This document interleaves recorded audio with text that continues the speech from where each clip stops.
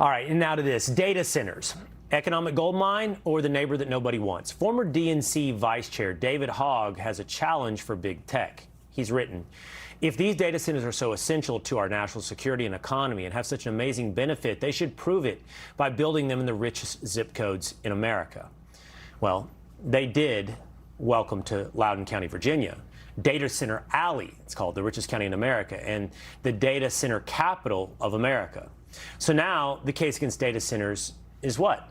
That they make you too rich? Well, next year, Loudoun County expects to collect $1.3 billion in taxes just from the computer equipment inside data centers. That's 40% of all county tax revenue. And over the past decade, it's cut property taxes 30%.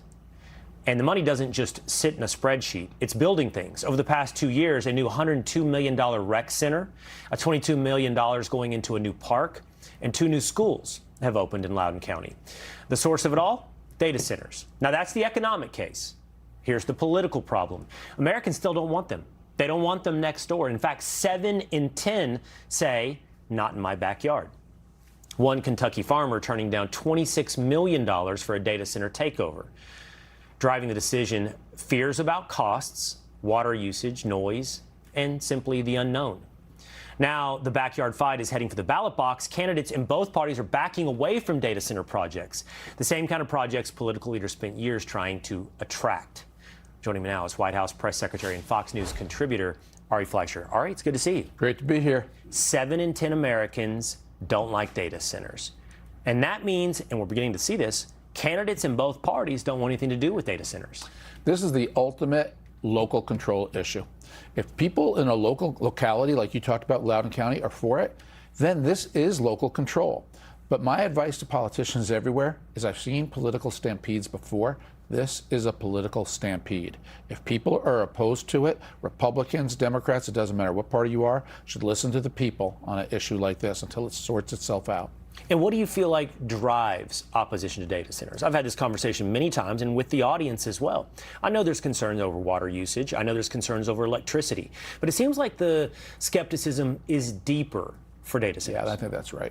The most tangible one is going to gobble up all my electricity and drive my prices higher, when electric bills have already been one of the rising biggest concerns for people paying their bills. But I think it's intangible. I think it's deeper. I think it's the whole fear of AI, big tech, powerful, rich companies coming into my backyard to build something that I don't understand. It might take my job away, might take my children's job away. It's all that fear. And this is why the industry's got a real obligation to go forward and explain these things. Don't take it for granted. Don't act like the old Chamber of Commerce days where all you have to do is say it's going to create 250 full-time, good-paying jobs. That's woefully insufficient. You got to address people where they are. And that means you got to go deep when it comes to getting permission for AI. Okay, in the minute we have left together, I do want to ask you about President Trump is announcing Economic D-Day. Yep. When it comes to Iran. He's talking about an unprecedented scale of isolation economically. What do you expect that we can do next economically with Iran? A lot. I think he's onto something, and particularly because, especially if we shut down all the outgoing Iranian oil, depriving them of revenue, but we allow Kuwait and other nations, Saudi Arabia, and their energy to go through the Gulf of Oman on that side of the strait, it is a wonderful solution that can do the following.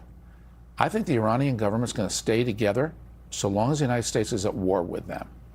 Once they have to deal with each other and the threat of bombings is over and the external threat doesn't exist the way it has, they're going to have a hard time keeping that country together, especially if they're economically in dire straits. Yeah, so much of the top leadership has been taken out. I'm sure there's a bit of a Game of Thrones ready to take place inside of Iran. And hopefully one of those parties in the Game of Thrones is the people. That's right. In Iran. Ari Fleischer, always good to see you. Thanks for being with us today. Be sure to like and subscribe for all the Fox News latest on YouTube and catch full shows streaming now on Fox One.